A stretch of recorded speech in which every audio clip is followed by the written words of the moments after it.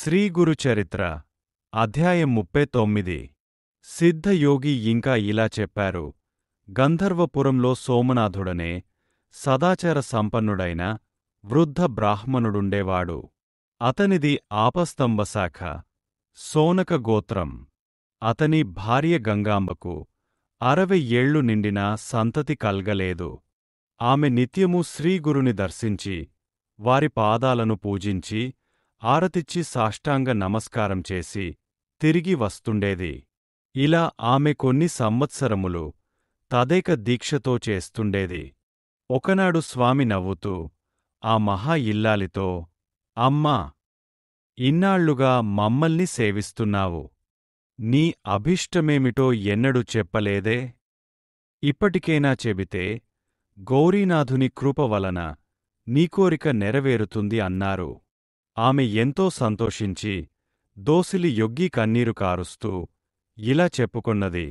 స్వామీ, కొడుకులు లేనివారికి ఉత్తమగతులుండవు గదా. అందువలన గొడ్రాలుగా ఉండడమే మహాదోషమైంది. నేను మహాపాపిష్టినైన కారణంగానే నాకు బిడ్డలు కల్గలేదని అందరూ నన్ను ఏవగించుకుంటున్నారు. దానికి తోడు మాతృత్వం లేకుంటే స్త్రీల జీవితాలకు సంతృప్తి కలుగదు కదా. పితృదేవతలుగూడా తమ కులంలో ఒక మగ బిడ్డ జన్మిస్తే తమకు తిలోదకాలు లభిస్తాయని ఎంతో ఆశతో ఎదురుచూస్తుంటారు. బిడ్డలు లేని ఇల్లు ఇల్లేగాదు. అటువంటప్పుడు చంకన బిడ్డనెత్తుకొనే అదృష్టానికి నేను నోచుకోలేదు. అలాగే నాకు 60 ఏళ్లు నిండిపోయాయి. మాకు మా పితృదేవతలకు తిలోదకాలిచ్చేవాడు లేకుంటే మాకు పున్నామ నరకం తపదాయే. స్వామీ, అయిందేదో అయిపోయింది. మరు జన్మలోనైనా నాకు బిడ్డలు కలిగేలా అనుగ్రహించండి చాలు అని ఆయన పాదాలకు నమస్కరించింది. శ్రీగురుడు నవ్వుతూ, ఓసి పిచ్చి తల్లి, ఏమి కోరిక కోరావమ్మా? ఎప్పుడో రాబోయే జన్మసంగతి ఇప్పుడెందుకు? అప్పుడు బిడ్డలు గలిగినా వాళ్ళు మేమిచ్చిన వరం వలన కలిగినట్లు నీకెలా తెలుస్తుంది? నీవు నిత్యము మమ్మల్నింత శ్రద్ధగా సేవించినందుకు మాకెంతో సంతోషమైంది. కనుక నీవు కోరినది ఈ జన్మలోనే లభించేలా వరమిస్తున్నాము. కొద్ది కాలంలోనే నీకు ఒక కూతురు, ఒక కొడుకు కలుగుతారు అని ఆమెను దీవించారు. అప్పుడు గంగాంబ తన కొంగును ముడివేసుకొని స్వామికి నమస్కరించి, స్వామీ, ఒక మనవి చేసుకుంటాను, నాపై కోపగించవద్దు. నేను బిడ్డల కోసం ఎన్నో తీర్థయాత్రలు చేశాను. పుణ్యతీర్థాలలో స్నానం చేశాను. రావి చెట్టుకు ప్రదక్షిణాలు చేస్తే బిడ్డలు కలుగుతారని లోకులు చెప్పింది నమ్మి కనిపించిన రావి చెట్టుకల్లా ఇంతవరకు ప్రదక్షిణలు, నమస్కారాలు చేసి చేసి అలసిపోయాను. అలానే నా వయస్సంతా చెల్లిపోయింది. ఇటువంటి నాకు మీ వరమెలా ఫలించగలదా అని ఆలోచనగా ఉన్నది. అలా అని త్రిమూర్తి స్వరూపులైన మీ వాక్కు ఎన్నటికీ వ్యర్థంగాదన్న ధైర్యం లేకపోలేదు. అట్టి విశ్వాసంతోనే ఇలా కొంగును ముడివేసుకున్నాను. ఇంతకు నాకు కల్గన సందేహమిది. నేను వచ్చే జన్మలోనైనా బిడ్డలు కలగాలని కోరుకుంటుంటే మీరు ఇప్పుడే ప్రసాదిస్తామన్నారు. అయినప్పటికీ ఇన్నాళ్లుగా నేను కాళ్ళు నొప్పులు పుట్టేలాగా రావి చెట్లకు ప్రదక్షిణం చేసినందువల్ల కలిగిన ప్రయోజమేమిటి? అని విన్నవించింది. ఆమె ఆవేదన చూచి నవ్వి శ్రీగురుడు ఇలా చెప్పారు. అమ్మాయి, నీవు చేసిన అశ్వత్థ పూజ వలన నీకెంతో పుణ్యం లభించింది. ఇప్పుడు అవివేకంతో నీవు దాన్ని నిందించి ఆ పుణ్యం కాస్తా పోగొట్టుకోకు. నా మాట విని ఇక నుండి ఈ సంగమంలో ఉన్న ఈ రావి చెట్టుకు మాకు కలిపి నిత్యము ప్రదక్షిణ పూజ చేస్తుండు. మేమెప్పుడు అశ్వత్థ వృక్షంలో ఉంటాము. అందువల్లనే పురాణాలన్నీ దానిని అశ్వత్థ నారాయణుడని కీర్తించాయి. గంగాంబ, స్వామి అట్టి విశ్వాసం నాలో నిలిచేందుకు అశ్వత్థ వృక్షం యొక్క ప్రాశస్త్యం వివరించండి. అప్పుడు తగిన శ్రద్ధా భక్తులతో దీనిని సేవించగలుగుతా అన్నది శ్రీగురుడిలా చెప్పసాగారు. అశ్వత్థ వృక్షంలో సర్వదేవతలు ఉంటారు. దాని మాహాత్మ్యం గురించి బ్రహ్మాండ పురాణంలో నారద మహర్షి చెప్పాడు. అశ్వత్థమే నారాయణ స్వరూపం. ఆ వృక్షం యొక్క మూలమే బ్రహ్మ, దాని మధ్య భాగమే విష్ణువు, దాని చివరి భాగమే శివుడు. కనుక దానిని పూజిస్తే త్రిమూర్తులను పూజించినట్లే. అలానే త్రిమూర్తులు దాని యొక్క దక్షిణ, పడమర, ఉత్తర దిక్కులలోని కొమ్మలు.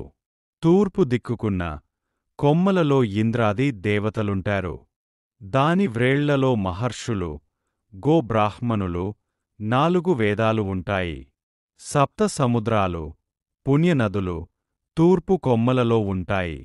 ఆ చెట్టు యొక్క మూలంలో అకారము, మానులో ఉకారము, దాని పండ్లు మకారము, ఆ వృక్షమంతా కలసి ప్రణవస్వరూపమే.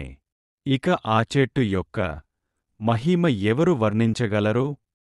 అది సాక్షాత్తు కల్పవృక్షమే. ఈ వృక్షాన్ని సేవించవలసిన విధానం నారద మహర్షి ఇలా చెప్పాడు. అశ్వత్థ ప్రదక్షిణం చైత్ర, ఆషాఢ, పుష్యమాసాలలోనూ, గురు, శుక్రమోడ్యాలలోనూ, కృష్ణపక్షంలోనూ ప్రారంభించకూడదు. శుభ సుముహూర్తంలో స్నానాదులు చేసుకుని శుచి యై ఉపవసించి మరీ ప్రారంభించాలి. ఆది, సోమ, శుక్రవారాలలోనూ, సంక్రమణ సమయాలు మొదలైన నిషిద్ధ సమయాలలోనూ రాత్రి భోజనమయ్యాక ఈ వృక్షాన్ని సేవించకూడదు. సాధకులు మొదట ఆత్మస్తుతి, పరనింద, జూదము, అసత్యములను విడిచిపెట్టాలి.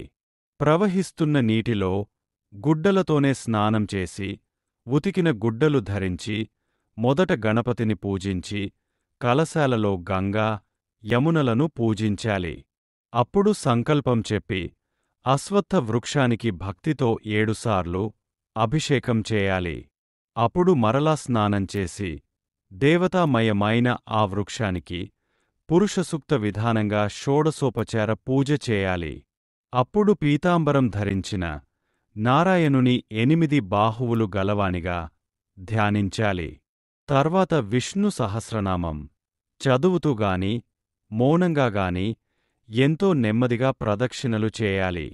ప్రతి ప్రదక్షిణానికి మొదట, చివర నమస్కారం చేయాలి. ఇలా 2,00,000 ప్రదక్షిణలు చేస్తే సర్వపాపాలు నశించి 4 పురుషార్థాలు సిద్ధిస్తాయి. త్రికరణ శుద్ధిగా దానిపై దృష్టిని నిలిపి బిడ్డలు కలగాలన్న సంకల్పంతో ప్రదక్షిణ చేస్తే తప్పక కల్గుతారు. శనివారం నాడు ఈ చెట్టును త్రాకి మృత్యుంజయ మంత్రం జపిస్తే మృత్యుభయం తొలగుతుంది. అశ్వత్థాన్ని పూజించాక కోనస్థః పింగళో బభ్రుః కృష్ణ రౌద్రాంతకో యమః సౌరిస్సనేశ్వరో మందః పిప్పలాదేవ సంస్తుతః అనే మంత్రం దృఢ విశ్వాసంతో జపిస్తే శని దోషంగూడ తొలగి అభీష్ట సిద్ధి కల్గుతుంది. గురువారము, అమావాస్య కలిసిన రోజున రావి చెట్టు నీడన స్నానం చేస్తే పాపం నశిస్తుంది. అక్కడ వేద విప్రునికి మృష్టాన్నం పెడితే 1,000,000 మంది బ్రాహ్మణులకు సమారాధన చేసిన ఫలితముంటుంది. అక్కడ చేసిన గాయత్రీ మంత్ర జపం వలన 4 వేదాలు చదివిన ఫలితముంటుంది. రావి చెట్టును స్థాపిస్తే 42 తరాల వారికి స్వర్గం లభిస్తుంది. దానిని కొట్టివేయడం మహాపాపం. పైన తెల్పిన రీతిన ప్రదక్షిణలు చేశాక ఆ సంఖ్యలో 10వ వంతు హోమము, అందులో 10వ వంతు బ్రాహ్మణ సమారాధనము చేయాలి. ఈ వ్రతకాలంలో బ్రహ్మచర్యమవలంబించాలి. ఉద్యాపన తర్వాత బంగారు రావి చెట్టును అలంకరించిన ఆవు, దూడలను, గుడ్డతో కప్పిన నువ్వుల రాశిని ఉదారమైన దక్షిణలతో సౌశీల్యవంతులు, కుటుంబికులు అయిన వేద విప్రులకు దానమివ్వాలి.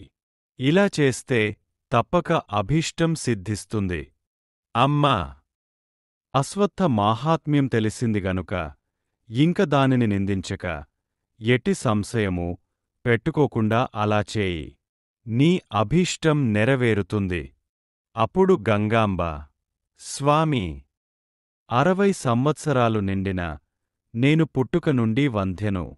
నాకు బిడ్డలెలా కలుగుతారు? అయినా నాకేమి?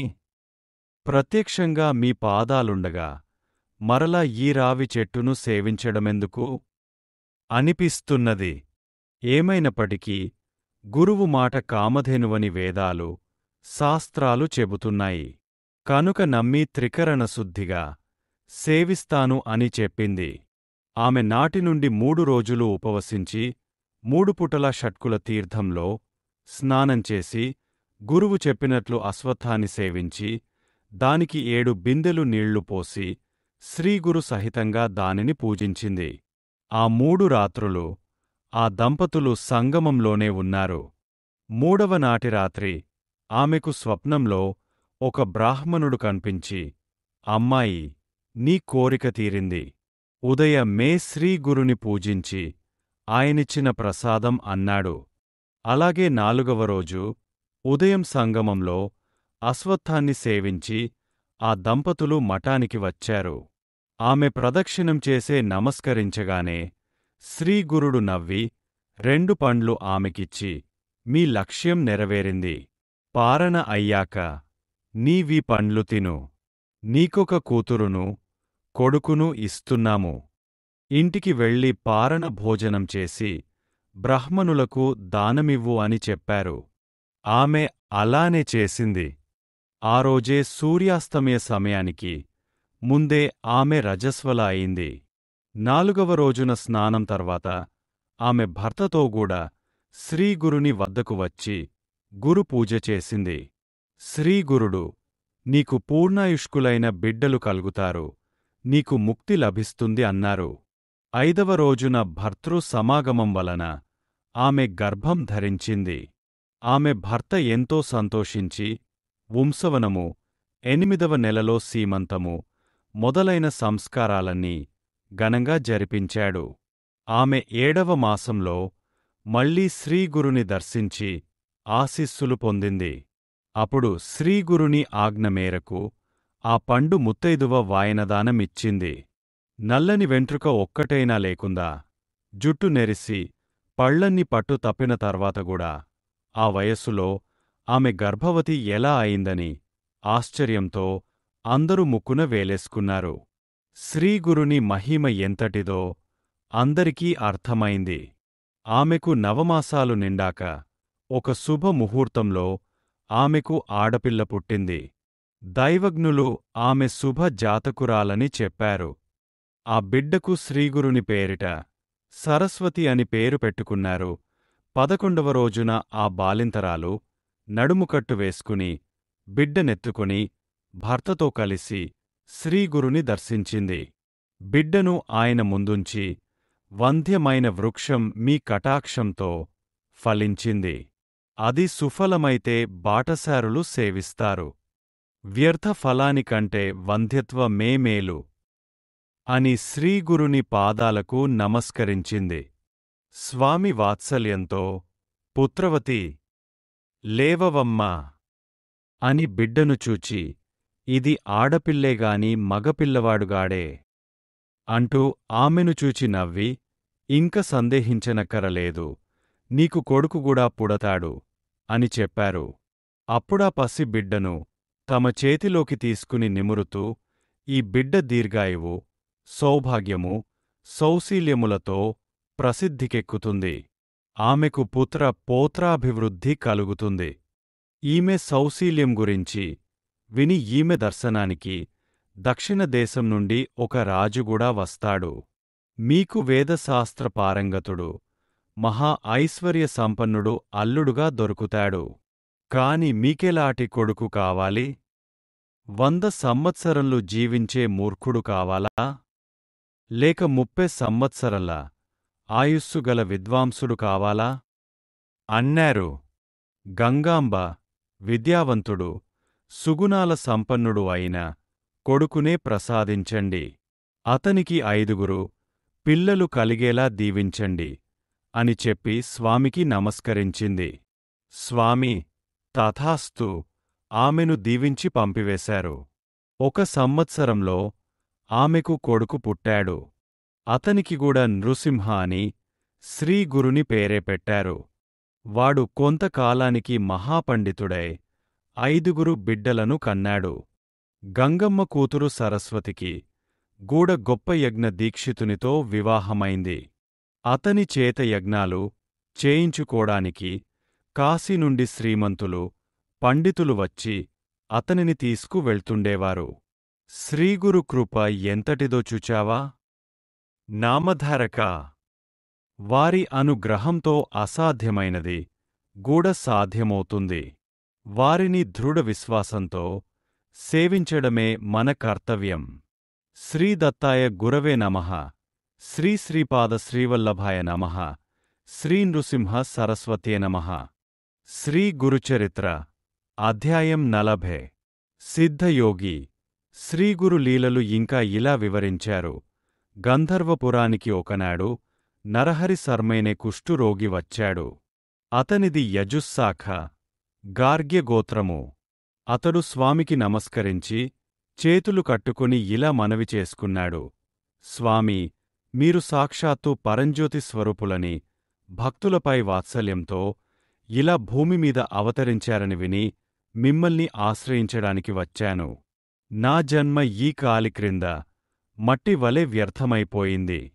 నాకీ కుష్ఠువ్యాధి రావడం వలన ఎవరు నా ముఖం కూడా చూడకుండా నన్ను తిట్టుకుంటున్నారు. నేను వేదం అభ్యసించినప్పటికీ ఈ వ్యాధి వలన ఎవరు నన్ను భోజనానికి కూడా పిలవడం లేదు. అందరికీ జుగుప్స గొలుపుతూ ఇలా బ్రతకడం కంటే చచ్చిపోవడమే మేలనిపిస్తున్నది. ఎన్నో జన్మలలో చేసిన పాపాలన్నీ పేరుకొని నన్ను ఇప్పుడిలా కట్టికుడుపుతున్నాయి. ఈ బాధ భరించలేకున్నాను. ఈ తెల్ల కుష్ఠురోగం తొలగించుకోడానికి ఎన్నో వ్రతాలు ఆచరించాను, ఎన్ని తీర్థాలో సేవించాను, దేవతలెందరికో మ్రొక్కాను. కాని దేనివలన ఈ వ్యాధి కించిత్తైనా తగ్గలేదు. చివరకు మీరే దిక్కని ఇక్కడికి వచ్చాను. నాపై మీకుగూడా దయగల్గకుంటే నా ప్రాణాలిక్కడే వదలాలని నిర్ణయించుకున్నాను. నన్నెలాగైనా పుద్ధరించండి స్వామీ అని ఏడుస్తూ సాష్టాంగ నమస్కారం చేశాడు. శ్రీగురుడు అతనిని కరుణించి లెమ్మని చెప్పి, విప్రుడా, ఇదివరకు ఎన్నో పాపాలు చేశావు గనుకనే నీకీ కుష్ఠు వ్యాధి వచ్చింది. అది తొలగిపోవడానికి నీకొక ఉపాయం చెబుతాము. దానివలన నీవు శుద్ధుడవై దివ్యమైన శరీరాన్ని పొందుతావు అన్నారు. వ్యక్తి కొన్ని ఎండు కట్టెపుల్లలు తీసుకొని అటుగా వెళ్తున్నాడు. మేడి చెట్టు కొమ్మలుగూడా ఉన్నాయి. ఆ చెట్టు ఆ ప్రాంతంలోనే 4 సంవత్సరాల క్రిందట ఎండి మోడైపోయింది. ఆ యతీశ్వరుడు వాటిలోని ఒక మేడి కర్రను చూపి నరహరితో, నాయనా, నీకీ మేడికట్టే ఇప్పిస్తాము.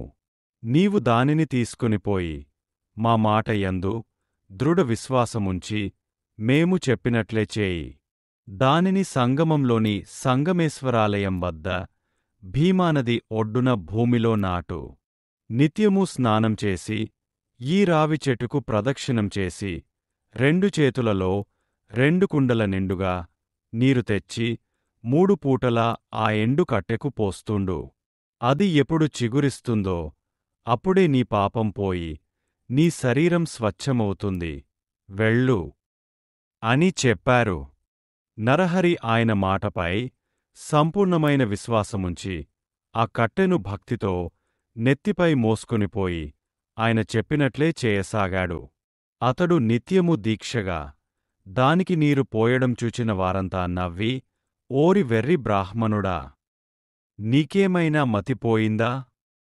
నీవు ఎన్ని రోజులు ఇలా నీళ్లు పోస్తే మాత్రం ఆ ఎండుకట్టె మళ్లీ చిగురిస్తుందా? నిజంగా నీమీద శ్రీగురుడికి దయగలిగితే ఇదంతా ఎందుకు? అనుకున్నది వెంటనే జరిగిపోదా? నీకీ జన్మలో ఈ రోగం కుదిరే యోగ్యత లేదని సూచించడానికే శ్రీగురుడు నీకిలా చెప్పారు. అటువంటప్పుడు ఈ జబ్బుకు తోడు ఇంత ప్రయాస ఎందుకు? అని నిరుత్సాహపరుస్తుండేవారు. ఇలా 1 వారం రోజులు గడిచిపోయాయి. అతడు మాత్రం తన విశ్వాసం కొంచెంగూడా విడవక ఈ భూమిమీద మహాత్ములు పల్కిన మాటలు ఎంత అమోఘమైనవి! వారు సత్య సంకల్పులు గదా! గురుదేవుల వాక్కు అసత్యమెలా అవుతుంది? వారి కృప వలన చచ్చిన వారెందరో బ్రతకగా లేనిది ఈ ఎండుకట్టె చిగిర్చడంలో ఆశ్చర్యమేమున్నది? అని చెప్పి తాను మాత్రం తన నియమం ప్రకారం చేస్తుండేవాడు. అందరూ అతని పనికి ఆశ్చర్యపోతుండేవారు. వారిలో కొందరు వెళ్ళి శ్రీగురునితో, స్వామీ, మీరు ఆ రోజున ఆ కుష్ఠురోగికి ఎందుకు అలా చెప్పారోగాని ఆ వెర్రి బ్రాహ్మణుడు ఆ మాటలు పట్టుకొని ఈ వారం రోజుల నుండి నీరైనా త్రాగకుండా ఆ కట్టెను సేవిస్తున్నాడు. ఎవరేమి చెప్పినా వినడం లేదు. అతని పిచ్చి అతనికి ఆనందమైనట్లు ఉన్నది. ఈ వృధా ప్రయాస ఎందుకు? అని చెప్పిన వారందరితో అతడు, గురువు చెప్పినట్లు చేయడమే నా పని. వారు అన్నమాట నిలబెట్టుకొనడం వారి పని అని చెప్పి ఉపవాసాలు చేస్తున్నాడు. అతనికి మీరైనా చెప్పండి, లేకుంటే అతడలాగే చేస్తుంటాడు అని చెప్పారు. శ్రీగురుడు ఈ భూలోకంలో గురువాక్యమొక్కటే తరింపచేయగలదు. వాక్యమొక్కటే తరింపచేయగలదు. దానిని విశ్వసించగలవారికి కోరినవన్నీ సిద్ధిస్తాయి. దానిని విశ్వసించలేకుంటే వ్యర్థమే. ఎవరి భావం ఎలా ఉంటే వారికి ఫలితం కూడా అలానే ఉంటుంది. దానిని తెలిపే ఒక వృత్తాంతమున్నది. విను. దేవత, మంత్రము, వైద్యుడు, పుణ్యతీర్థము, గురువు వీటిపట్ల ఎవరికి ఎలాంటి భావముంటుందో వారి ప్రాప్తము కూడా అలానే ఉంటుంది. ఈ సంసార సాగరాన్ని దాటడానికి దృఢమైన భక్తితో, యుక్తితో గురువును సేవించడమే అన్నింటికంటే సులభమైన సాధనం. గురువే సాక్షాత్తు పరమేశ్వరుడన్న భావనతో సేవించగలవారికి ఫలితం వెంటనే లభిస్తుంది. పూర్వము పాంచాల దేశాన్ని సింహకేతువు అనే రాజు పరిపాలిస్తుండేవాడు. అతని కొడుకు ధనుంజయుడు ధార్మికుడు. ఒకసారి ఆ రాజకుమారుడు వేటకని నిర్జనమైన ఒక మహారణ్యానికి వెళ్ళాడు. అతడు చాలాసేపు వేటాడి బాగా అలసిపోయాడు. అతనికి బాగా దాహం వేసింది. అప్పుడొక బోయవాడు ఒక కొలను వద్దకు అతనిని తీసుకుపోయాడు. ధనుంజయుడు దాహము తీర్చుకొని ఆ ప్రక్కనే ఉన్న ఒక దేవాలయానికి వెళ్ళి అక్కడ విశ్రాంతి తీసుకున్నాడు. ఆ దేవాలయంలో ఒక ప్రక్కన పడివున్న ఒక శివలింగాన్ని ఆ బోయవాడు తీసుకొని దానిని తదేకంగా చూస్తూ ఎంతోసేపు ఉండిపోయాడు. రాజకుమారుడు అది చూచి, నీకు ఈ లింగం ఎందుకు? అని అడిగాడు. బోయవాడు, అయ్యా, నాకు చాలా కాలంగా శివ పూజ చేసుకోవాలనే కోరిక ఉన్నది. శివలింగం అన్నింటికంటే ప్రశస్తమైనదన్న భావంతో తీసుకున్నాను అన్నాడు. ధనుంజయుడు సంతోషించి, ఇది అన్నింటికంటే ప్రశస్తమన్నమాట నిజమే. కనుక నీవు దీనిని భక్తితో పూజించుకో అన్నాడు. అప్పుడా బోయవాడు, అయ్యా, నేను అడవిలో పెరిగినవాడిని. దీనిని ఎలా పూజించాలో నాకు తెలియదు. దయతో దీనిని పూజించే విధానం చెప్పండి. మీరే నా గురుదేవులు అని నమస్కరించాడు. ఆ రాజకుమారుడు ఇలా చెప్పాడు, అయితే చెబుతాను విను. దీనిని తీసుకునిపోయి నీ ఇంట్లో ఒకచోట శుభ్రం చేసి స్థాపించు. దీని రూపంలో సాక్షాత్తు శివుడే నీ ఇంట్లో ఉంటాడు. కనుక నీవు నీ భార్యతో కలసి శ్రద్ధగా నిత్యము పూజ చెయ్యి. ప్రతిరోజూ శ్మశానం నుండి చితాభస్మము తెచ్చి అది శివునికి అర్పించు. నీవు ఎప్పుడేమి తిన్నా సరే ముందుగా దీనికి అర్పించి ఆయన ప్రసాదంగా తింటూ ఉండు అని చెప్పాడు. ఆ బోయవాడు ఇంటికి వెళ్ళి ఆ ప్రకారమే చేయసాగాడు. ఒకరోజు ఎంత వెదకినా అతనికి చితాభస్మం దొరకనేలేదు. అతడెంతో బాధపడి తన భార్యతో, అయ్యో! ఈరోజు శివునికి పూజ సరిగా జరగలేదు. గురువు ఉపదేశించినట్లే పూజ చేయాలిగాని మరో రకంగా చేస్తే ప్రయోజనముండదు. సరిగదా! గురువు మాట జవదాటితే నరకము, దరిద్రము వస్తాయి. గురువు చెప్పినట్లు చేస్తేనే పుట్టుక లేకుండా పోతుంది. అందుకోసం నేనెంత వెదికినా బూడిద దొరకనేలేదు. ఈ ఒక్కరోజు ఆయన చెప్పినట్లు చేయలేకపోతే ఇన్ని రోజులుగా చేస్తున్న పూజంతా వ్యర్థమైపోతుంది. పూజ సమయంగూడా దాటిపోత్నుది. ఇంక నేనేమి చేయాలి? అది దొరకకుంటే నా ప్రాణమైనా విడుస్తాను అని దుఃఖించాడు. అతని భార్య అతనిని ఓదార్చి, దానికోసం అంత బాధపడతావేమి? మనింట్లో ఎన్నో కట్టెలున్నాయి. వాటితో నన్ను దహనం చేసి ఆ బూడిద శివునికి అర్పించు. భయపడవద్దు. నీవు వ్రత భంగం చేసుకోవద్దు. శివ పూజ కోసం నా శరీరమే అర్పించడం కంటే సంతోషమేమున్నది?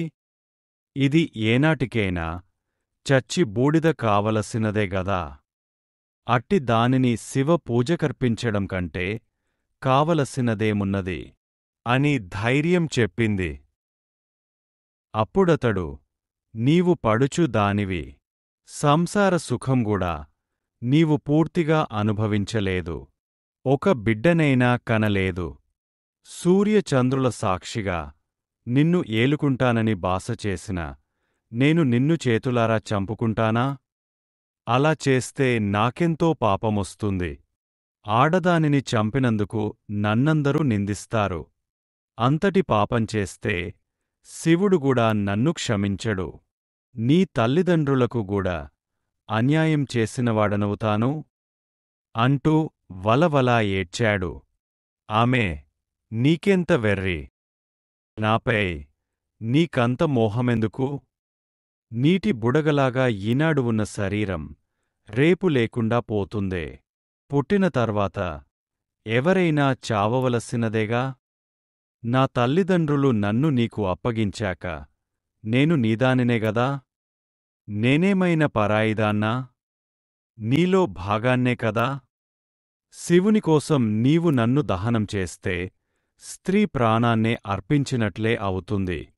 నీ ప్రాణాన్నైన నన్ను శివునికి అర్పిస్తే అందులో తప్పేమిటి?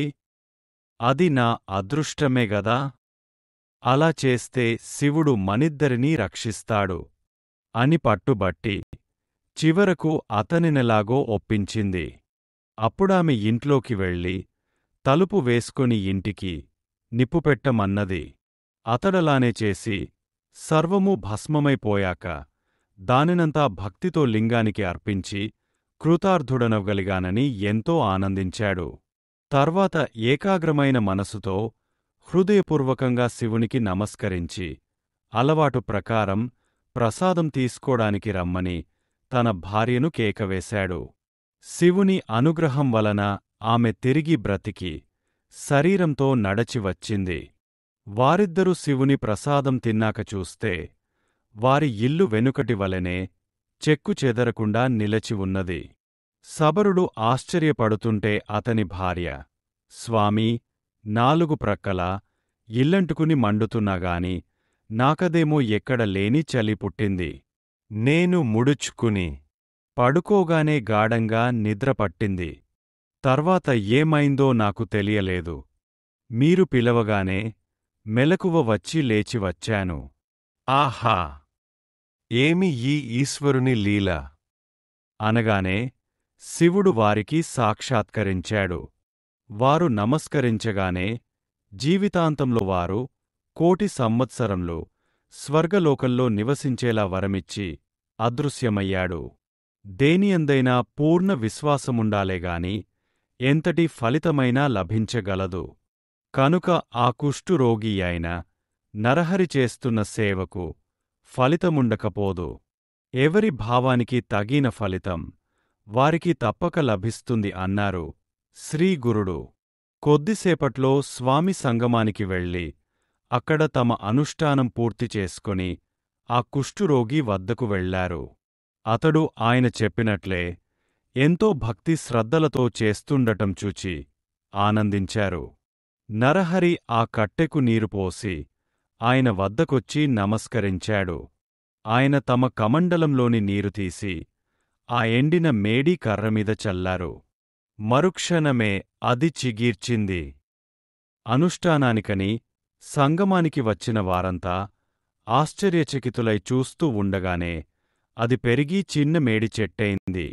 నివ్వెరబోయి దానిని చూస్తున్న నరహరికిగూడా కుష్ఠురోగం అదృశ్యమై బంగారు ఛాయతో మెరిసిపోసాగింది. అతడానంద భాష్పాలు రాలుస్తూ శ్రీగురుని పాదాలకు భక్తితో నమస్కరించాడు. శరీరమంతటా రోమాంచితమవుతుంటే పారవస్యంతో శ్రీగురుని ఇలా స్తుతించాడు. కోటి సూర్యుల తేజస్సు, కోటిచంద్రుల చల్లదనం గలిగి దేవతలందరిచేతా పూజించబడే విశ్వాశ్రయుడు, భక్తప్రియుడు, శ్రేష్ఠుడు అయిన అత్రిపుత్రుడవైన ఓ నృసింహ సరస్వతీ స్వామీ! నీకు నమస్కారము. నన్ను రక్షించు. మోహాపాసమనే అజ్ఞానాంధకారాన్ని నశింపచేయగల జ్ఞాన సూర్యుడవు, విశాలమైన నేత్రములు గలవాడవు, భక్తులకు వరములిచ్చే లక్ష్మీపతివి అయిన ఓ నృసింహ సరస్వతీ! నీకు నమస్కారము. నన్ను రక్షించు. మనసులో ఉద్భవించిన అరిషడ్వర్గమనే మదగజాన్ని శాసించగల అంకుశము వంటివారు మీరు. సత్యము, సర్వానికి సారభూతముయైన పరమాత్మతత్వమే మీరు. భక్తవత్సలుడు, సర్వభూతకర్తయైన పరమాత్మ యొక్క అవతారాలన్నింటిలో శ్రేష్ఠుడవైన శ్రీవల్లభ ఓ నృసింహ సరస్వతీ! నీకు నమస్కారము. ఆకాశము, వాయువు, తేజస్సు, జలము, భూమి అను పంచభూతాత్మకమైన సృష్టికి కర్తవైయుండి సూర్యచంద్రులే నేత్రములుగా గల సర్వసాక్షివి నీవు. జీవులపై నీకు రాగద్వేషాలు లేకున్నా నీవు భక్తుల పాలిటి కామధేనువవు. ఓ శ్రీగురు నృసింహ సరస్వతీ! నీకు నమస్కరిస్తున్నాను. నన్ను రక్షించు. తామర రేకుల వంటి కన్నులు గల్గి పూర్ణచంద్రుని వంటి తేజస్సుగల ఓ శ్రీగురు! ప్రచండమైన పాపాలను పారద్రోలడానికి దండము ధరించి యతి వేషధారులైన నరసింహ సరస్వతీ! నీకు నమస్కరిస్తున్నాను. నన్ను రక్షించు. మీపాద కమలాలను వేదాలు, శాస్త్రాలు స్తుతిస్తున్నాయి. నాదబిందు కళాస్వరూప! నీవు వాటికిగూడా అతీతుడవైయుండి మూడు విధములైన తాపాలతో పీడించబడుతున్న భక్తుల పాలిటి కల్పవృక్షమా! ఓ నృసింహ సరస్వతీ! నీకు నమస్కారము. నన్ను రక్షించు. అష్టాంగయోగ తత్వనిష్టతో ఆత్మసంతుష్టుడవైయున్న జ్ఞానసాగరా! కృష్ణవేణి పంచనది సంగమతీర నివాసా! కష్టాలను, దైన్యాన్ని దూరం చేసి భక్తులకు కోరినవి ప్రసాదించి తృప్తినిచ్చు నరసింహ సరస్వతీ! నీకు నమస్కరిస్తున్నాను. నన్ను రక్షించు. నిత్యము ఈ నరసింహ సరస్వతీసుని అష్టకం ఎవడు చదువుతాడో వాడికి జ్ఞానానుసారము దీర్ఘాయువు, ఆరోగ్యము, సర్వసంపదలు, 4 పురుషార్థాలు లభిస్తాయి. ఈ అష్టకం ఘోరమైన సంసారమనే సముద్రాన్ని తరించడానికి మంచి సాధనము.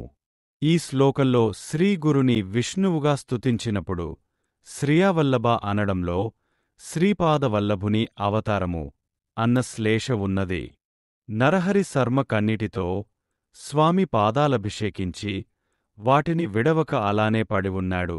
శ్రీ గురుడతనికి అభయమిచ్చి జ్ఞాన రాశివవుదువుగాక అని అతనిని ఆశీర్వదించి చేయిపట్టి లేవదీశారు.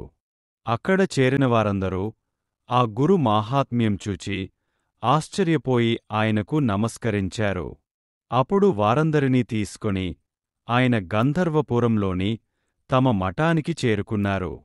ఆ గ్రామంలోని వారందరూ ఆ లీల గురించి విని భక్తితో శ్రీగురుని దర్శించి ఆయనకు ఆరతులిచ్చారు. నరహరి ఆనాడు వారందరికీ సమారాధన చేశాడు. తర్వాత శ్రీగురుడతనిని దగ్గరకు పిలిచి, నాయనా, నీ పట్ల మాకెంతో ప్రీతి కలిగింది. నీవు గోవులు, సంపదలతో ఐహిక సుఖాలన్నీ అనుభవించగలవు. నీ వంశంలో జన్మించిన వారందరూ వేదశాస్త్రజ్ఞులు, శతాయుష్మంతులు అవుతారు. నీకు 3 కొడుకులు పుడతారు. వారిలో ఒకడు యోగియై మా సేవ చేస్తాడు. నీకు పారమార్థికమైన శ్రేయస్సుగూడ లభిస్తుంది అని ఆశీర్వదించారు. తర్వాత శ్రీగురుడు అతనికి అష్టాంగ యోగముపదేశించి, విద్యాసరస్వతి మంత్రాన్నిగూడ ఉపదేశించి, నీకు యోగీశ్వరుడు అని పేరు పెడుతున్నాము. నీ భార్యాబిడ్డలను తీసుకొచ్చి మా సన్నిధిలోనే ఉండు అని చెప్పారు. నామధారక శ్రీగురుని ప్రసాదం వలన నరహరి శర్మకు 3 కొడుకులు పుట్టి, గురు భక్తి వలన ఎంతో వృద్ధిలోకొచ్చారు. స్వామిని నమ్మిన వారిని ఆయన ఎంతగా అనుగ్రహిస్తారో చూచాముగదా. అంతేగాదు, భక్తితో అతడు చేసిన స్తోత్రమంటే శ్రీగురునికెంతో ప్రీతి. ఆ స్తోత్రంలో వ్యాకరణ దోషాలు, ఛందో దోషాలు ఉన్నాయి. ఎవరైనా ఆ తప్పులు దిద్దబోతే శ్రీగురుడు అంగీకరించక ఆ స్తోత్రమలానే చదవాలని చెప్పేవారు. శ్రీదత్తాయ గురవే నమః. శ్రీ శ్రీపాద శ్రీవల్లభాయ నమః. శ్రీ నృసింహ సరస్వత్యే నమః. శ్రీగురు చరిత్ర అధ్యాయం 41. ప్రస్తావన: పరమాత్మ వాక్కు మనస్సులకందనివాడు. ఆయన ఒక్కడే అయినా విప్రులాయనను బహువిధాల నిర్వచించారన్న వేదమే ఆయననే రుద్రుడని, విష్ణువని గూడ స్తుతించినది. కాని కలి ప్రభావం వలన శివకేశవ భేదం భక్తుల మధ్య విద్వేషానికి కారణమైంది. ద్వేషము, స్పర్ధ వంటి అసురీ స్వభావం గలవారి యజ్ఞదాన తపః కర్మలు నిష్ఫలమని భగవద్గీత. ఆ భేదాన్ని రూపుమాపి సత్వప్రధానమైన సామరస్యాన్ని తెల్పడానికి త్రిమూర్తి రూపి అయిన దత్తస్వామి ఈ యుగంలో శ్రీపాద శ్రీవల్లభులు, శ్రీ నృసింహ సరస్వతి స్వాములుగా అవతరించాడు. అందుకే శివపరమైన రుద్రాక్ష, భస్మము, కాశీ విశ్వనాథుల మహాత్మ్యం తెల్పిన శ్రీగురుడు విష్ణుపరమైన అశ్వత్థ పూజ, అనంత పద్మనాభ వ్రతాల మహాత్మ్యం గూడ తెల్పాడు. అయితే ఇట్టి వ్రతాలు సామాన్యులైన భక్తులకే తెల్పాడుగాని తీవ్ర ముముక్షువులైన సిద్ధుడు మొదలైన ముముక్షువులకు గురుసేవ ఒక్కటే చెప్పాడు. ఆ వ్రతాలు ఆయన వాక్కువల్ల శక్తివంతములయ్యాయిగాని భక్తులు తమకే తామే చేసినప్పుడు గాలేదు. ఈ విషయాలన్నింటినీ 41, 42, 43 అధ్యాయాలలో చూడవచ్చు. కథారంభము. నామధారకుడు: స్వామి. సర్వధర్మాలతో కూడిన శ్రీగురుచరిత్ర వింటుంటేనే నా హృదయంలో అజ్ఞానమనే చీకట్లు నశించి జ్ఞానమనే జ్యోతి వెలిగింది. ఇప్పుడు గురుస్మరణ పట్ల ఎంతో ప్రీతి కలుగుతున్నది. శ్రీగురునియంతటి అవతారమూర్తి యొక్క సాన్నిధ్యం పొందిన మహాజ్ఞానులు, సిద్ధపురుషులు మీరు. నా పూర్వపుణ్యం వలన అట్టి మీ దర్శన భాగ్యం కల్గింది. మా పూర్వీకులు శ్రీగురు భక్తులు ఎలా అయ్యారో తెలుసుకోవాలని ఉంది, చెప్పండి అన్నాడు. సిద్ధయోగి ఇలా చెప్పసాగారు: నాయనా, పూర్వం శ్రీగురుడు తీర్థాటనం చేస్తూ గోదావరి తీరాన ఉన్న వాసరక్షేత్రానికి వేంచేసినప్పుడు ఆయనను భక్తితో పూజించి ఆయన ప్రేమకు పాత్రుడైన సాయందేవుడే మీ పూర్వీకుడు. అటు తర్వాత శ్రీగురుడు అనేక తీర్థక్షేత్రాలను పావనం చేస్తూ పర్యటించి ఈ గంధర్వ నగరం చేరారుగదా. అటు తర్వాత వారి కీర్తి దశ దిశలా వ్యాపించి సుదూర ప్రాంతాల నుండి గూడా ఎందరెందరో వచ్చి వారిని సేవించి అభీష్ట సిద్ధి పొందుతున్నారని మీ పూర్వీకుడైన సాయందేవునికి తెలిసింది. అతడందుకెంతో ఆనందించి ఒకనాడు శ్రీవారి దర్శనానికి ఈ గంధర్వపురం వచ్చాడు. శ్రీగురునికి నిలయమైన ఈ గంధర్వపురం అతడి కంటపడగానే అతిశయించిన భక్తి శ్రద్ధలతో అడుగడుగుకు సాష్టాంగ నమస్కారాలు చేస్తూ మఠానికి చేరుకున్నాడు. అక్కడ శ్రీగురుని దర్శించగానే అతనికి రోమాంచితమై ఆనంద భాష్పాలు రాలాయి. ఆయనకు సాష్టాంగ నమస్కారం చేసి తన జుట్టుతో వారి పాదాలు తుడిచి గద్గద స్వరంతో ఆయననిలా స్తుతించాడు. ఓ పరమాత్మా, పరంజ్యోతి, నృసింహ సరస్వతి, మీరు త్రిమూర్త్యాత్మకులేగాని మానవమాతృలుగారు. సర్వతీర్థాలకు ఆశ్రయమైన మీ పాదాలను దర్శించినంత మాత్రాన కోటి జన్మల పాపం నశిస్తుంది. మీ దర్శనం వలన ధన్యుడనయ్యాను. మా పితరులుగూడా కృతార్థులయ్యారు. ఓ సర్వవ్యాపక సద్గురు, భక్తవత్సల, జయము. జీవుల పట్ల కరుణేనే జలంతో నిండిన కమండలం ధరించిన మీరు సాక్షాత్తు ఆ బ్రహ్మదేవుడే. మీరు అమృతతుల్యమైన ఆ నీరు చల్లి చనిపోయిన వారిని మరల బ్రతికిస్తున్నారు. స్వామీ, దండమును ధరించిన మీరు సాక్షాత్తు దుష్టులను దండించి భక్తుల దైన్యాన్ని పారద్రోలి రక్షించే శ్రీ మహావిష్ణు స్వరూపులే ఇప్పుడిలా సన్యాసి వేషంలో అవతరించారు. భస్మము, రుద్రాక్షలు ధరించిన మీరు భక్తుల పాపాలను, భవరోగాన్ని నశింపజేయగల సమర్థులు, సాక్షాత్తు శివస్వరూపులు. ఎవరి కృప వలన చచ్చినవాడు బ్రతికాడో, గొడ్డు బర్రె పాలిచ్చిందో, మేడికట్టె వృక్షమైందో, హీనుడుద్ధరింపబడ్డాడో అట్టి మిమ్మెవరెరుగగలరు?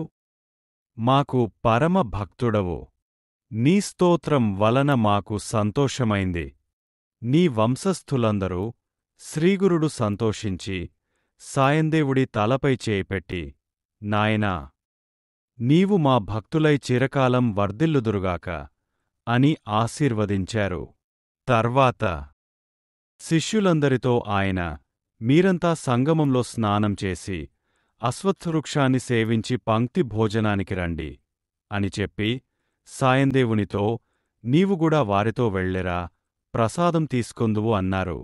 అందరూ సంగమానికి వెళ్ళివచ్చాక అతడు శ్రీ గురునికి పూజ చేసి భిక్ష ఇచ్చాడు. అప్పుడు స్వామి అతనిని తమ ప్రక్కనే కూర్చోబెట్టుకుని భోజనం పెట్టించారు. తర్వాత అతనిని దగ్గరకు పిలిచి, నాయనా, నీవెక్కడుంటున్నావు? నీ భార్య బిడ్డలు క్షేమమా? చాలా కాలానికి కన్పించావు అన్నారు. అతడు, స్వామీ, మీరు సర్వజ్ఞులు. మీకు తెలియనిది ఏమున్నది? మీ దయ వలన అందరమూ క్షేమమే. నా భార్య బిడ్డలు ఉత్తర కంచిలో ఉన్నారు. నా కుటుంబ భారమంతా కొడుకులు చూచుకుంటున్నారు. కనుక నేను మీ పాదాల చెంత ఉండి సేవించుకోవాలని వచ్చాను. మీరనుగ్రహించాలి అని వేడుకున్నాడు. శ్రీగురుడు నవ్వి, నాయనా, మమ్మల్ని సేవించడం అంత సులభంగాదు. మేమొకచోట ఉండేవారము కాము. ఎక్కడ బడితే అక్కడే ఉంటాము. ఒకప్పుడు ఊరిలో ఉంటే మరొకప్పుడు అడవిలో ఉంటాము. మాతో కలసి ఉండడము, మా సేవ చేయడము కష్టం. కనుక బాగా ఆలోచించుకో అన్నారు. సాయందేవుడు, స్వామీ, మిమ్ము శరణు బొందిన నన్ను దూరం చేయవద్దు. మీరుండగా నాకు భయమేమిటి? గురుసన్నిధికి చేర్చే పాదాలే పాదాలు, గురుపూజ చేసే చేతులే చేతులు. గురు పాదాలనంటే శిరస్సే శిరస్సు. సర్వ అభిమానాలను నివారించి పురుషార్థాలు ప్రసాదించగల గురుకృప ఉండగా నాకు భయమేమి? నేను మీ చెంతనే ఉండి మీ పాద సేవ చేసుకుంటాను. అనుజ్ఞ ఇవ్వండి అని పట్టుబట్టాడు. అప్పుడు శ్రీగురుడు, నీకంత దృఢ భావముంటే అలానే చేయి అని అంగీకరించారు. అతడు స్వామి సన్నిధిలో 3 నెలలున్న తర్వాత ఒకనాటి సాయంత్రం శ్రీగురుడు శిష్యులనెవ్వరినీ రావద్దని చెప్పి సాయందేవుణ్ణి ఒక్కడినే కూడా తీసుకుని సంగమానికి వెళ్లారు. ఇంతలో మరికొందరు శిష్యులొచ్చి సంగమ స్నానం చేశారు. సాయం సంధ్యోపాసన అయ్యాక శ్రీగురుడు అశ్వత్థవృక్షం క్రింద కూర్చొని కొంతసేపు శిష్యులతో మాట్లాడారు. కొంతసేపటికి వారంతా గాంగాపురం వెళ్ళిపోయారు. శ్రీగురుడు సాయందేవుడు మాత్రమే అక్కడ ఉన్నారు. అప్పుడతనిని పరీక్షించదలచి శ్రీగురుడు ఒక లీల చేశారు. అంతలోనే అకస్మాత్తుగా పెనుగాలి చెలరేగింది. ఆ గాలికి చెట్లు ఊగిపోయి విరిగి పడుతున్నాయి. ఆకాశమంతా కారుమేఘాలు అలుముకుని భయంకరంగా ఉరుములు, కన్నులు మిరుమిట్లు గొలిపే మెరుపులతో కుండపోతగా వర్షమారంభమైంది. సాయందేవుడు ఆ గాలికి ఎలాగో ఓర్చుకొని తన వంటిపైనున్న ఉత్తరీయం తీసి శ్రీగురునికి కప్పి ఆయనకు అడ్డంగా నిలుచున్నాడు. ఇలా గాలి, వాన అర్ధరాత్రి 2వ జాము వరకు కొనసాగాయి. గాలివాన కొంత నెమ్మదించగానే దుర్భరంగా చలిగాలి వీచసాగింది. అప్పుడు శ్రీగురుడు, నాయనా, మమ్మల్ని చలి బాధిస్తున్నది. గ్రామానికి వెళ్ళి మఠం నుండి అగ్ని తీసుకురా అన్నారు. అతడు బయలుదేరుతుంటే అతనిని బాటకటు ఇటు చూడకుండా త్వరగా వెళ్ళిరమ్మని చెప్పారు. వెంటనే సాయందేవుడు బయలుదేరి గంధర్వపురం వైపుకు నడవసాగాడు. దారిలో ఎక్కడ అడుగుపెట్టినా మోకాలు లోతున బురదలో కాళ్ళు కూరుకుపోతున్నాయి. ఆ పైన నీరు రొమ్ము లోతున ప్రవహిస్తోంది. కన్ను పొడుచుకున్నా కనిపించనంతగా కారు చీకట్లు అన్ని దిక్కులా కమ్ముకున్నాయి. వేగంగా వీస్తున్న గాలి అతనినొక ప్రక్క నెట్టివేస్తోంది. ఎలాగో అతడు శ్రీగురుని స్మరిస్తూ చీకట్లో తడుముకుంటూ మెరుపుల వెలుగులో దారి చూచుకుంటూ బాట కనిపించినంత దూరం పరిగెడుతున్నాడు. చివరకు ఎలాగో అతడు మచెంచేరి అక్కడి సేవకులను నిద్రలేపి వారివద్ద నుండి కుండలో నిప్పులు తీసుకొని తిరిగి బయల్దేరాడు. శ్రీగురుడు తనను ప్రక్కలకు చూడకుండా ఎందుకు సాగపొమ్మన్నారో తెలుసుకోవాలన్న కుతూహలం తీవ్రమై నెమ్మదిగా కుడి ప్రక్కకు చూచాడు. అటుప్రక్కన 5 పడగలుగల భయంకరమైన త్రాచుపాము కన్పించింది. అతడు కొంచెం ప్రక్కకు తప్పుకొని భయంతో వేగంగా నడుస్తూ నెమ్మదిగా ఎడమ ప్రక్కకు చూచాడు. అటు ప్రక్కనగూడా మరొక భయంకరమైన పాము అతని వెంటనే వస్తోంది. అతడు భయంతో మతిపోయి బాటలోని ఎత్తుపల్లాలుగూడా పట్టించుకోకుండా పరుగెత్తసాగాడు. అతడెటుపోతే అటు అంత వేగంగానూ పాములు తరుముకొస్తున్నాయి. అతడు గుండెదడ పుట్టి దిక్కుతోచక పొదల మధ్యకు పోయాడు. ఎటుపోవాలో తెలియక భయంతో తననా పాముల బారినుండి రక్షించమని మనస్సులోనే శ్రీగురుని ప్రార్థించుకోసాగాడు. వెంటనే అతనికి కొంచెం భయం తగ్గి ఒక చక్కని బాట చిక్కింది. దాని వెంటపోగా కొద్దిసేపట్లోనే సంగమం వద్దనున్న రావి చెట్టు అతనికి కన్పించింది. ఆ ప్రాంతమంతా వేలకొద్దీ దీపాలతో వెలిగిపోతున్నట్లు కనిపించింది. అక్కడ నుండి వేదఘోష అతనికి చక్కగా విన్పిస్తున్నది. అతడు అటువైపుగా వెళ్ళి శ్రీగురుని సమీపించేసరికి అక్కడ ఆయన ఒక్కరే ఉన్నారు. అతడికి ఆ భయం వలన వర్షం ఆగిందనిగూడా తెలియలేదు. ఆకాశంలో మబ్బులు ఎప్పుడు తొలగిపోయాయోగాని పిండి ఆరబోసినట్లు పండు వెన్నెల వచ్చింది. అతడు ఆ పాత్ర క్రింద పెట్టి నిప్పును ప్రజ్వలింపజేశాడు. భయం తగ్గిపోయి అతడు గురువుకేసి చూచేసరికి ఆ 2 పాములు ఆయనకు నమస్కరించి వెళ్ళిపోతున్నాయి. వాటిని చూడగానే అతనికి మరలా భయమేసింది. శ్రీగురుడు నవ్వి, భయపడవద్దు, నిన్ను రక్షించడానికి ఆ పాములను మేమే పంపాము. గురుసేవ ఎంత కఠినమైనదో తెలిసిందా? కనుక ముందుగా ఆలోచించుకొని తగిన భక్తి విశ్వాసాలు ఉంటేనే అందుకు పూనుకోవాలి. కలి ప్రభావం వలన ఇంద్రియ చాపల్యము, అపప్రచారాలు మొదలైన అవరోధాలెన్నో వస్తాయి. అయినా చలించకుండా నిశ్చలంగా గురుసేవ చేస్తే గురుకృప వలన సర్వమూ సిద్ధిస్తుంది. యజ్ఞయాగాదులు చేసేవారికి ఎన్నో విఘ్నాలొచ్చి అవి తేలికగా నిష్ఫలమవవచ్చు. గురువు దగ్గరే ఉంటూ విశ్వాసంతో సేవ చేసేవాడు తేలికగా అభీష్టాలు నెరవేరి కృతార్థుడవుతాడు. ఏకభావంతో ఆయనను ఆరాధించడమే ఉత్తమ సాధన. పతివ్రత తన భర్తను సేవించినట్లు సచ్చిష్యుడు తన గురువును విడువక నీడవలె సేవిస్తాడు. దేహంతో సహా తన సర్వస్వము గురు సేవకే అర్పిస్తాడు. గురువే పరమేశ్వరుడని తెలుసుకుని ఆయన ప్రసాదమే భోజనంగా, ఆయన ధ్యానమే జీవనంగా, పాదతీర్థమే గంగాజలంగా సేవిస్తూ శ్రవణ మనన తత్పరుడై ఉంటాడు. గురువు ఎంతటి దుస్సాధ్యమైన ఆదేశమిచ్చినా సరే దానిని సాధించడానికి ఉపక్రమిస్తాడు. ప్రారంభించాక దానిని ఎంత కష్టపడి అయినా పూర్తి చేస్తాడు. అలా చేస్తే వాడిని చూచి యమధర్మరాజుగూడా భయపడి తొలగిపోతాడు. అప్పుడు సాయందేవుడు నమస్కరించి, స్వామీ, నేనేమీ తెలియనివాణ్ణి. కృపతో గురుభక్తి ఎలాంటిదో వివరించండి. దాని సహాయంతో స్థైర్యం చిక్కించుకొని మీచెంతనే ఉండి సేవిస్తాను అన్నాడు. అప్పుడు శ్రీగురుడిలా బోధించారు. నాయనా, చెబుతాము విను. నీవు ఇక రాత్రి అయిందో బ్రాహ్మీ ముహూర్తం అయిందోనన్నది పట్టించుకోకుండా వినాలి. సత్కాలక్షేపం అవుతుంది. పూర్వం పార్వతీదేవికి పరమేశ్వరుడు బోధించిన గురు భక్తితత్వం నీకు చెబుతాము. శివుడిలా చెప్పాడు.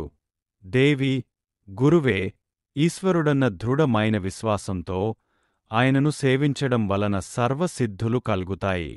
అట్టి ఫలితమే తపో అనుష్ఠానాదుల వలన చాలా కాలానికిగాని సిద్ధించదు. యథావిధిగా గురుని సేవించేవారికి యజ్ఞాది కర్మలు చేయని లోటు కల్గదు. పూర్వం త్వష్టేనే బ్రాహ్మణ బాలునికి 8వ సంవత్సరంలో ఉపనయనం చేసి వేదాధ్యయనానికి గురువు వద్దకు పంపారు. ఆ బ్రహ్మచారి చక్కగా గురు సేవ చేస్తున్నాడు. ఒకసారి ఆ గురువు యొక్క కుటీరం శిథిలమై వర్షపు నీరు లోపలకు కురిసింది. గురువు త్వష్టను పిలిచి, నాయనా, ఈ కుటీరం ప్రతిసారీ వర్షానికి పాడైపోతున్నది. ఇలా గాలి, వాన, అగ్నుల వలన నశించకుండా అన్ని వనతులు కల్గవుండే కుటీరం నాకు కావాలి అని చెప్పాడు. అప్పుడు గురుపత్ని, నాయనా, ఎవ్వరు నేనిది, కుట్టనిది, రంగురంగులది, సరిపోయేది అయిన రవిక నాకు తెచ్చిపెట్టాలి అన్నది.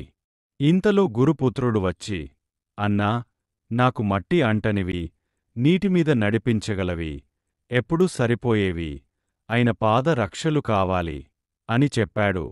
అప్పుడే చిన్న పాపయైన గురుపుత్రిక గూడ వచ్చి, అన్నా, నా చెవులకు కుండలాలు ఆడుకునేందుకు ఒక బొమ్మరిల్లు కావాలి. అది ఒంటి స్తంభం కల్గి దంతంతో చేసినదై పగలనిదిగా ఉండాలి.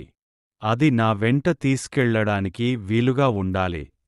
అందులో అన్ని వసతులు ఉండాలి. దానిని నెట్టుకు వెళ్లడానికి చక్రాలు ఉండాలి. దానిని మళ్లీ ముడిచి వేయడానికి వీలుండాలి. అందులో పీట, కుర్చీ ఉండాలి. ఆడుకోడానికి మంచి వంటపాత్రలు మట్టివి కావాలి. నాకు అవే వంట నేర్పాలి. వాటిలోని వంట ఎంతసేపైనా చల్లారగూడదు. ఇతర వంట పరికరాలుగూడ కావాలి అని చెప్పింది. త్వష్ట అంగీకరించి అడవికి వెళ్తూ అవన్నీ ఎలా సంపాదించాలా అని ఆలోచించాడు.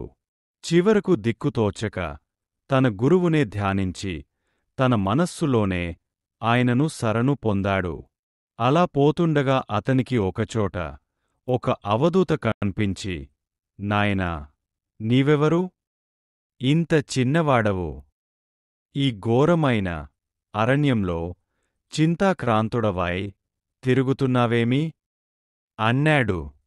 ఆయనను చూడగానే త్వష్టకు మనస్సు శాంతించింది.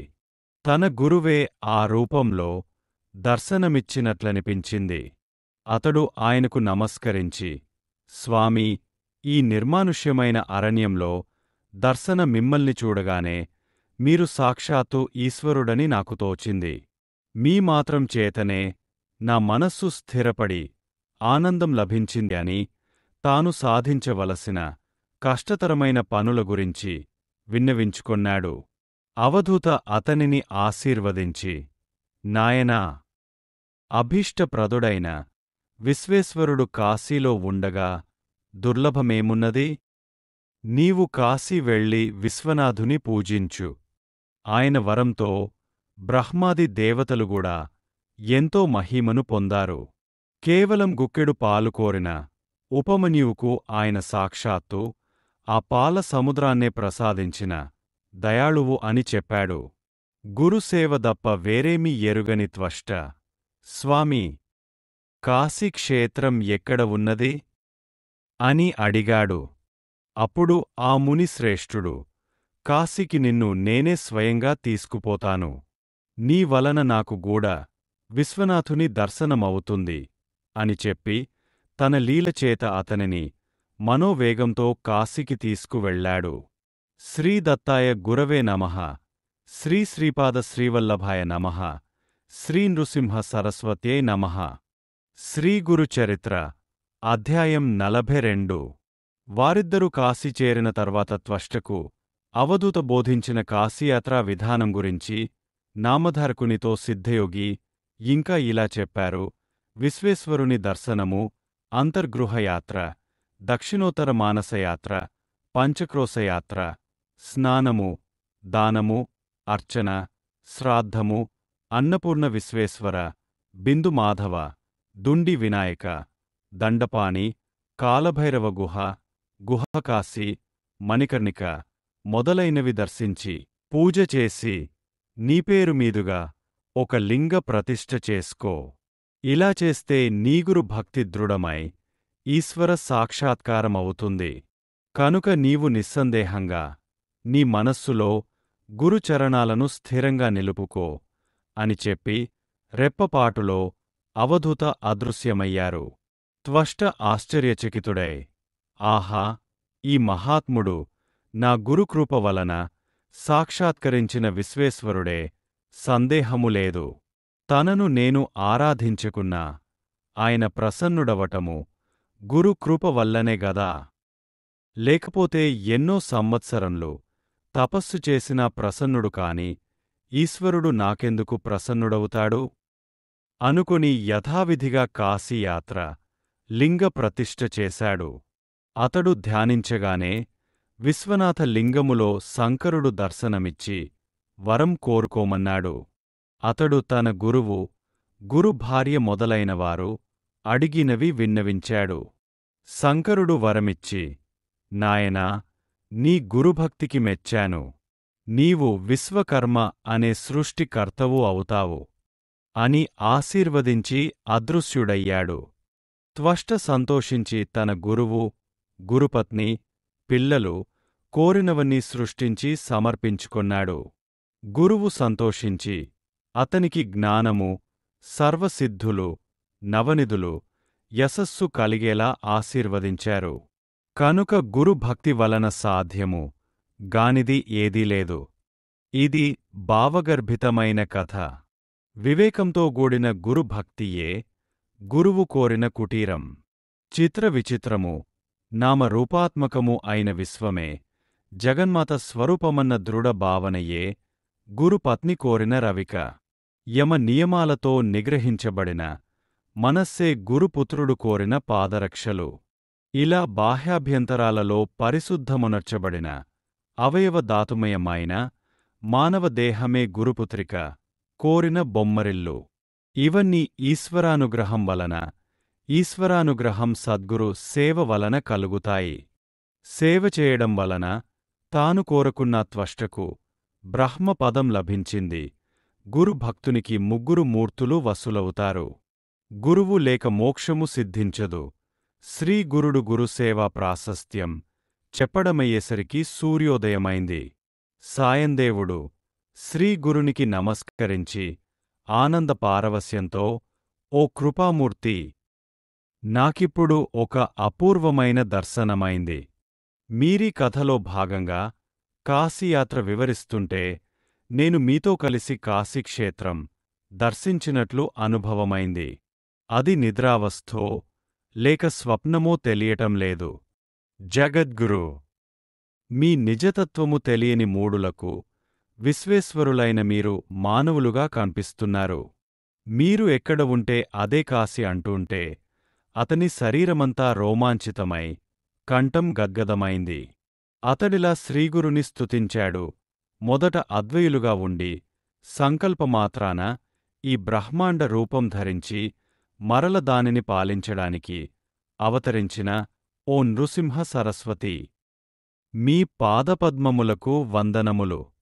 కలి ప్రభావం వలన ధర్మం నశించి యజ్ఞయాగాదులు కరువైనప్పుడు దేవతల ప్రార్థనననుసరించి భూమిపై అవతరించి ధర్మాన్ని పునరుద్ధరిస్తూ లోకానికి జ్ఞానజ్యోతిని అనుగ్రహిస్తున్న ఓ నృసింహ సరస్వతి, మీ పాదపద్మములకు నమస్కారములు.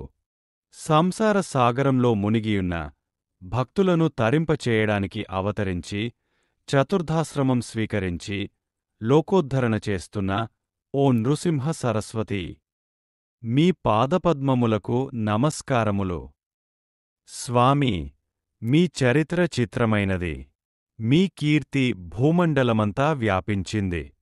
మూగవానికి మాట్లాడే శక్తిని అనుగ్రహించారు.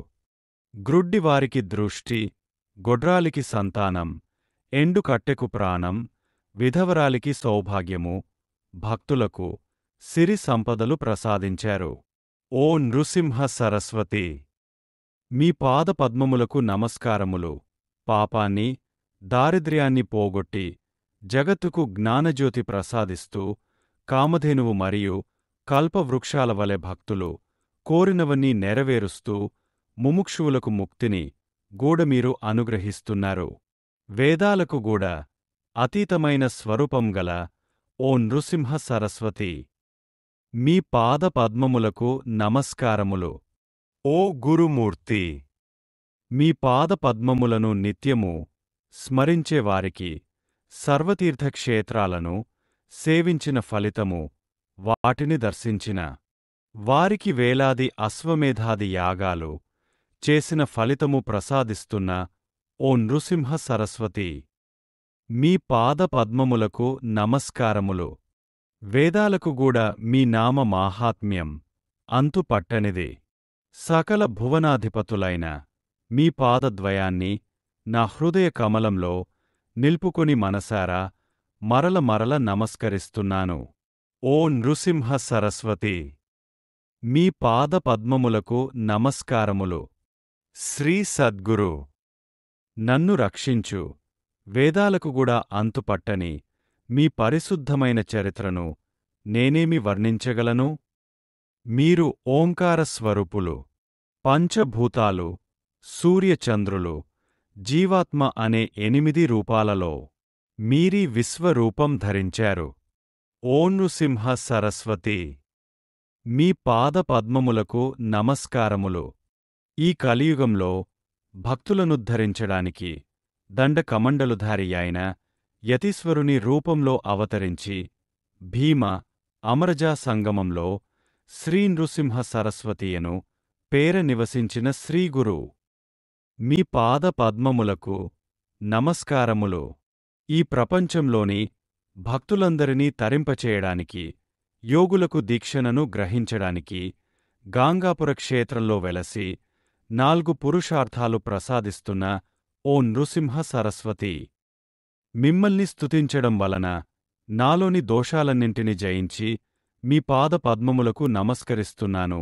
శ్రీగురు స్తోత్రమైన ఈ అష్టకాన్ని నిత్యము పఠించిన వారికి బలము, సంపద, సద్బుద్ధి, వర్చస్సు, పుత్రపౌత్రాభివృద్ధి, ఆయురారోగ్యాలతో కూడిన ఐహిక సౌఖ్యానికి తోడు అటు తర్వాత ముక్తిగూడ లభించగలదు. శ్రీగురుడు సంతోషించి, నాయనా, నీకు కాశీ దర్శనమైంది గదా, ఇందువలన నీ వంశంలో 21 తరాల వారికి కాశీయాత్రా ఫలం సిద్ధించింది. నీవు మా దగ్గరుండి మా పాదసేవ చేసుకో. కాని అలా చేయాలంటే ఆ మ్లేచ్ఛరాజు సేవలో ఉండకూడదు. గనుక నీ భార్యా బిడ్డలను తీసుకొనివచ్చి గంధర్వ నగరంలో ఉండు అని చెప్పి అతనిని వెంటబెట్టుకుని గ్రామంలోని తమ మఠానికి తిరిగి వచ్చారు. సాయం దేవుడు ఆ ప్రకారమే స్వగ్రామానికి వెళ్ళి భార్య బిడ్డలను తీసుకొని ఒక భాద్రపద శుద్ధ చతుర్దశి నాటికి గంధర్వపురం చేరాడు. అతడు శ్రీగురుని దర్శించి త్రిమూర్తి మాలకాకి మానస సరోవరంలో మునిగి రాజహంస దర్శనమాత్రం చేతనే మా పాపాలన్నీ నశించిపోతాయి. గంగా జలము పాపాన్ని, చంద్రుడు తాపాన్ని, కల్పవృక్షము దైన్యాన్ని పోగొట్టగలదు. కాని పాప, తాప, దైన్యాలను మూడింటిని మీ దర్శనమే పోగొట్టగలదు. మీ కృప సర్వపురుషార్థాలను వెంటనే ప్రసాదించగలదన్న శృతివాక్యము నాకిప్పుడు అనుభవమైంది అని మైమరచి గంతులేస్తూ తన మాతృభాషయైన కన్నడంలో ఇలా స్తుతించాడు. భూమిపై భక్తుల పాలిటి భాగ్యనిధి యై అవతరించిన శ్రీనృసింహ సరస్వతిని చూడగలిగాను. భక్తితో ధ్యానించేవారికి సుఖమిచ్చే జగత్పతి అయిన మీ చరణ కమలాలు దర్శించగలిగాను. సంసారంలో తపిస్తున్న భక్తులకు అభిష్టాలిచ్చి యోగులకు యోగసిద్ధిని అనుగ్రహించే శ్రీ నరసింహ సరస్వతి దర్శన భాగ్యం నేడు కలిగింది. మహావాక్యాలుగా చెప్పబడిన పరతత్వమే సగుణమై సత్పురుషులనుద్ధరించడానికి దండకమండలములు ధరించి యతి సార్వభౌముడుగా అవతరించిన ఓ నరసింహ సరస్వతి, నేడు నాకు మీ దర్శనమైంది. భక్తపాలుడు, దయాసముద్రుడు అయిన మీ పాదస్పర్శ వలన ఈ గంధర్వపురం భూకైలాసమైంది. అట్టి మీ పాదదర్శనం నేడు నాకు లభించింది. యతులు అనే నక్షత్రాల మధ్య చంద్రుని వలె ప్రకాశిస్తున్న మీ దర్శనం నేడు కలిగింది. మీ యతి రూపంలో భక్తజనుల మహాభాగ్యమే సాకారమై వెలిసింది. వేదాంత తత్వనికి ఆదర్శమైన చరిత్రను చూపే మీ పాదాలను నేడు దర్శించగలిగాను. భక్తులను రక్షించడంలో జాగుచేయని దయాగణా, నీకు జయము. ఆనంద సముద్రుడు గంధ పరిమళాలతో శోభిల్లే యోగిజన వల్లభుడు అయిన శ్రీకృష్ణుని మీ రూపంలో దర్శిస్తున్నాను. ప్రకృతి పురుషుల అభేదాన్ని నరసింహ సరస్వతి అను పేర సార్థకమునర్చిన జగద్గురువు రూపంలో సంచరిస్తున్న మహావిష్ణువును నేడు దర్శించుకున్నాను. శ్రీగురుడు ఎంతో సంతోషించి అతనిని, అతని భార్య బిడ్డలను తమ సన్నిధిలో కూర్చోబెట్టుకొని వాత్సల్యంతో వారి క్షేమ సమాచారాలు విచారించారు. సాయందేవుడు వారందరినీ స్వామికి పరిచయం చేశాడు. అతని కొడుకులిద్దరూ నమస్కరించినప్పుడు ఆయన వారి శిరస్సులపై చేయి ఉంచి ఆశీర్వదించారు. అప్పుడు సాయందేవుని పెద్ద కుమారుడైన నాగనాథుని చూపిస్తూ ఆయన, సాయందేవా, ఇతడు సిరి సంపదలతో చిరకాలం జీవిస్తాడు. వీడే మా నిజమైన భక్తుడు, మాకు ప్రీతిపాత్రుడు. వీడి కీర్తి ఎంతగానో విస్తరిస్తుంది. ఇతడు వంశోద్ధారకుడవుతాడు. సౌభాగ్యవతి అయిన నీ భార్య పతివ్రత. మీకింకా 4 కొడుకులు కలుగుతారు. మ్లేచ్చుని సేవించడం వలన ఈ పుణ్యం నశిస్తుంది గనుక నీవది విడిచిపెట్టి మావద్దనే ఉండు అని అతని భార్యా పిల్లలను కూడా అందుకు వప్పించారు. తర్వాత సాయం దేవునితో, స్వామీ, మొదట వీరిని తీసుకొని సంగమానికి వెళ్ళి స్నానము చేసి అశ్వత్థాన్ని పూజించుకొనిరా అని చెప్పారు. ఆనాడు అనంత పద్మనాభ చతుర్దశి కనుక నది ఒడ్డున ఎందరెందరో అనంత వ్రతము చేసుకొని శ్రీగురుని దర్శించుకోవాలని గంధర్వ నగరము వస్తున్నారు. శ్రీగురుడు సాయందేవుని కూడా అనంత వ్రతము చేసుకోమని చెప్పారు. అతడు, మీరే నాకు అనంతులు, మీ పాదసేవయే నాకు అనంత వ్రతము, నాకింక వేరొక వ్రతమెందుకు అన్నాడు. స్వామి, నాయనా, నీవు మా మాట విని వ్రతం చేసుకో. పూర్వము కౌండిన్యుడు అనే ఋషి ఈ వ్రతము చేసుకొని అభిష్టాలన్నీ పొందాడు. నీవుగూడా కౌండిన్యస గోత్రుడవే గనుక ఈ వ్రతమాచరించు అన్నారు. అప్పుడు సాయందేవుడు, స్వామీ, అలా అయితే ఆ వ్రతవిధానమేమో మా గోత్ర ఋషి దానివలన ఎలా కృతార్థులయ్యారో వివరించండి అని కోరాడు. శ్రీగురుడు వివరించారు. శ్రీదత్తాయ గురవే నమః. శ్రీ శ్రీపాద శ్రీవల్లభాయ నమః. శ్రీ నృసింహ సరస్వత్యే నమః. శ్రీగురుచరిత్ర అధ్యాయం 43. శ్రీగురుడు సాయందేవునితో చెప్పిన ఆ వ్రత విధానం సిద్ధయోగి ఇలా తెలిపారు.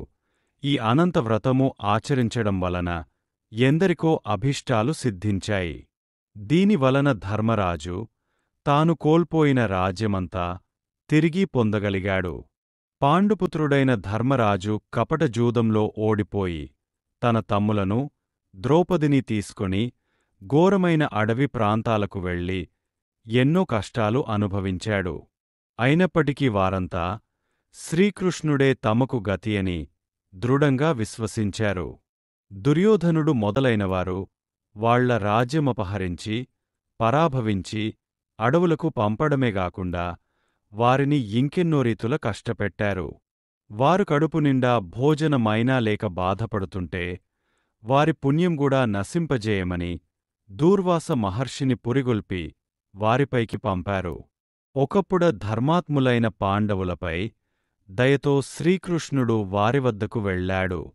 పాండవులు అతనిని పూజించి, స్వామీ, నీవు భూభారం తొలగించడానికే అవతరించావు. మేము మీకు ప్రాణ సమానులమైనప్పటికీ ఈ అడవిలో దాగియుండవలసి వచ్చినదేమిటి? నీవే ఉపేక్షిస్తే మాకింక దిక్కెవరు? అని బాధపడ్డారు. ద్రౌపదిగూడా తమకు కష్టాలు తీరే ఉపాయం చెప్పమన్నది. శ్రీకృష్ణుడు వారిని కరుణించి ఇలా చెప్పాడు. నేనే అనంతుడను, సర్వవ్యాపిని, త్రిమూర్తులు, చతుర్దశ భువనాలు, ఆకాశం వలె అనంతుడనైన నాయందు ఉన్నాయి. అట్టి సర్వాంతర్యామిగా అనంతుడుగానున్న నన్ను గుర్తించి నిష్ఠగా వ్రతం చేసుకొంటే మీ అభీష్టాలన్నీ నెరవేరుతాయి. మీ కష్టాలు తీరుతాయి. ఈ అనంత వ్రతం భాద్రపద శుద్ధ చతుర్దశినాడు మధ్యాహ్న సమయంలో భక్తితో ఆచరిస్తే మీ రాజ్యం మీకు లభించగలదు. పూర్వం కృతయుగంలో వశిష్ఠ గోత్రానికి చెందిన సుమంతుడు అనే ఋషి ఉండేవాడు. అతనికి సుశీలేనే కూతురు ఉండేది. ఆమె జన్మించిన కొద్ది కాలానికే అతని భార్య దీక్షాదేవి చనిపోయింది. సుశీల తండ్రి వద్దనే పెరుగుతూ భక్తి శ్రద్ధలతో పూజలు చేస్తుండేది. సుమంతుడు తన కర్మానుష్ఠానానికి భంగము రాకుండా ఉండేందుకు రెండవ వివాహము చేసుకున్నాడు. కాని ఆమె గయ్యాళి. ఎప్పుడూ భర్తతోనూ సవతి కూతురుతోనూ పోట్లాడుతుండేది. కొంతకాలానికి సుమంతుడు తన కుమార్తెను వేదశాస్త్ర పారంగతుడైన కౌండిన్యునికి ఇచ్చి వివాహం చేశాడు. కాని అతని భార్య పెట్టే బాధలకు ఓర్వలేక కౌండిన్యుడు వేరొకచోట కుటీరంలో కాపురం ఉండదలచాడు. అయినా కూతురు కాపురానికి వెళ్లే రోజుకూడా దోవ బత్తేనికి కించిత్తు పేలపిండి అయినా ఇవ్వడానికి ఆమె అంగీకరించలేదు. ఎలాగో ఆమె చూడకుండా సుమంతుడు కొద్ది గోధుమ పిండి మాత్రం ఒక ఆకులో కట్టి ఇచ్చి వారిని సాగనంపాడు. మరుసటి రోజు మధ్యాహ్నము ఒక ఏటివద్ద ఆగి కౌండిన్యుడు స్నాన సంధ్యాదులు గావించుకొన్నాడు.